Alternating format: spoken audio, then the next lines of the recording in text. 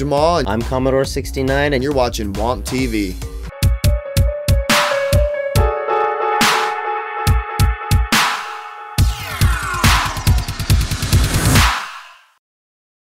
We're living in an underground bunker. It's day 35.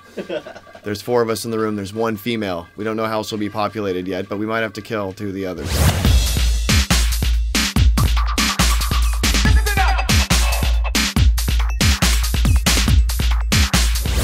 I'm Jamal from San Francisco. I represent Badman Press, Hot and Heavy, and Compression Crew, and just make 140 bass music. Working at the 140 BPM tempo has actually been really exciting, and it's been inspiring. I've worked at 175 producing drum and bass for quite a few years, and switching it up to the 140 opened my perspective, and I've really started working with a bunch of different people that previous to working in 175 I wouldn't have had access to. Started with, I think, Favela Bounce. We decided to make this 140 BPM bassline ballet funky mashup monster where it's not the same sound or the same style all night. It's switching up to the different genres of bass and garage music. We'll sit down, we'll talk about what type of energy we want to convey and how we want to convey energy, and then we'll start going through patches, listening to sounds. I guess we could kind of describe it as like painting a picture. It really starts with a single color and then expands. Sketch, yeah, then layers. Then an hour later you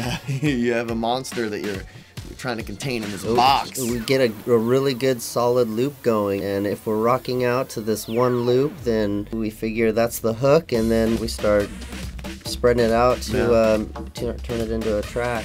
We work in Logic 9 and a whole plethora of synths. Contextually speaking, it's about making our music and playing our music. We've all DJ'd a very long time, and I think now it's about stepping up what it is that we do, and when we play, it's us that you're hearing. And I think that will enhance the performance and enhance the show.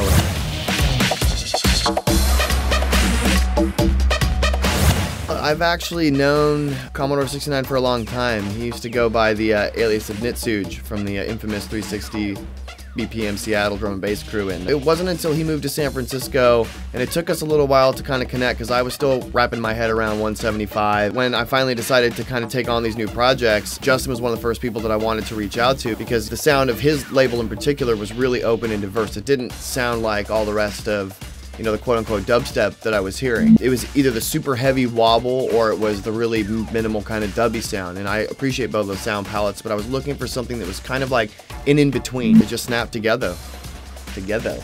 That was awesome. Just snapped together. We just stepped it up, and before we knew it, we had 8 or 9 tunes done, and we've got stuff coming out on Badman. We decided to work on this Party Monster EP. It was originally supposed to be a Jamal EP, and then we decided, because of how much music we've been making, let's just do it up. After that Favela Bounce, yeah, we rolled into Party Monster. Yeah, we rolled into Party Monster. So this is like Party Monster music, like you want to get down and crazy. It was actually cool because it was inspiring when we did the Favela Bounce. That was my first time ever working with the UK funky style break in a tune. That's what led into Party Monster. Was like, wow, let's start incorporating more of these change-ups and more of these break switches to not only do, you know, the typical bass line change and the bass line arrangement changes, but now let's start to change the breaks as we change the bass line arrangement to switch the whole vibe of the tune without ever changing tempo. It's all perception.